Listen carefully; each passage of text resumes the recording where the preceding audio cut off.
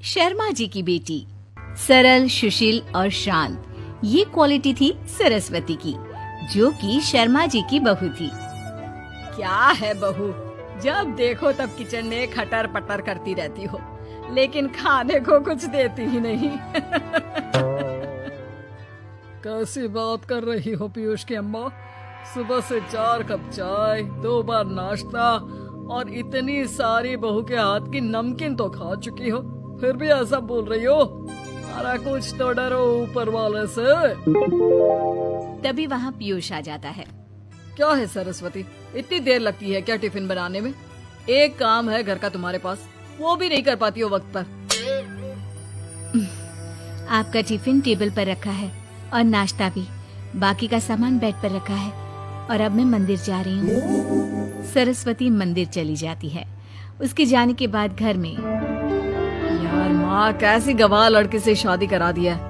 मंदिर, पूजा, किचन और सास ससुर के सिवा इसे कुछ दिखता ही नहीं है कि कैसे खुद को स्मार्ट बनाकर रहना होता है, कैसे लोगों से जुड़ना है, बातें करनी है, ऐश करना है। अरे पैसा बचाओ पैसा बचाओ, और कुछ आता ही नहीं इस लड़की को।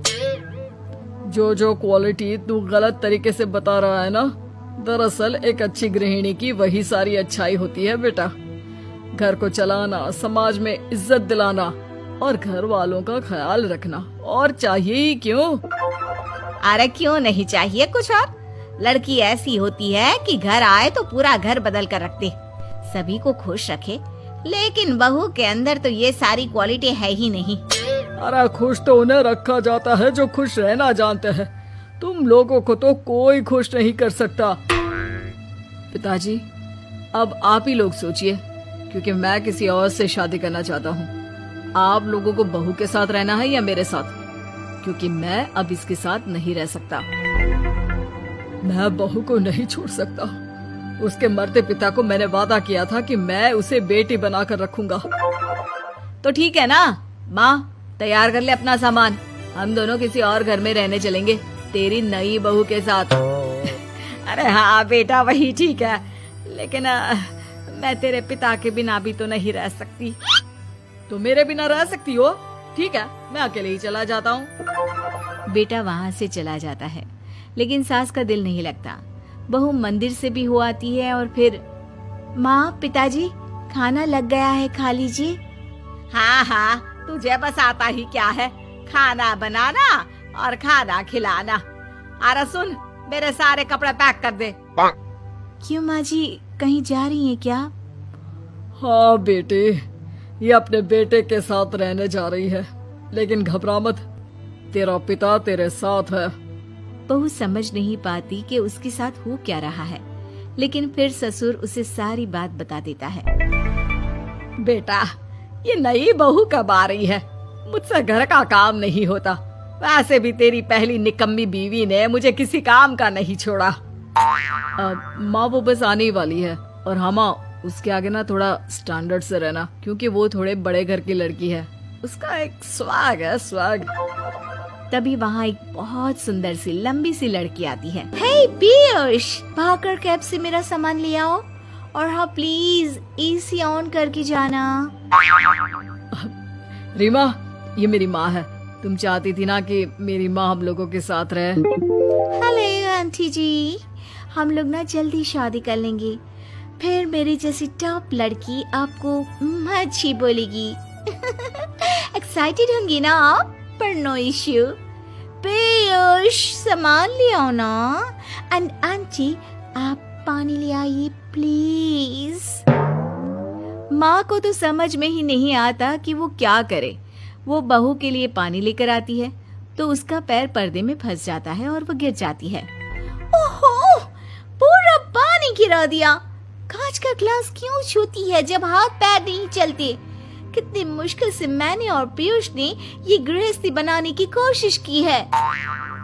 अरे पर तो क्या हो गया, एक गिलास ही तो टूटा है। अपने घर में तो रोज एक तोड़ती हूँ, लेकिन मजाल है सरस्वती कुछ कहे। और हाँ, मैं पानी वानी नहीं पिलाने वाली, मुझे ऐसी कोई आदत नहीं है। बहू हो, बहू की तरह रहो, समझी? तभी वहाँ पीयूष आ जाता है, जिसे देख रीमा रोने लगती है। देख लो अपनी माँ को। छोटी सुना रही है। और अभी तो मैं आई हूँ, थक गई थी, बस पानी क्या मांग लिया। कह रही है बहू हो, बहू की तरह रहो।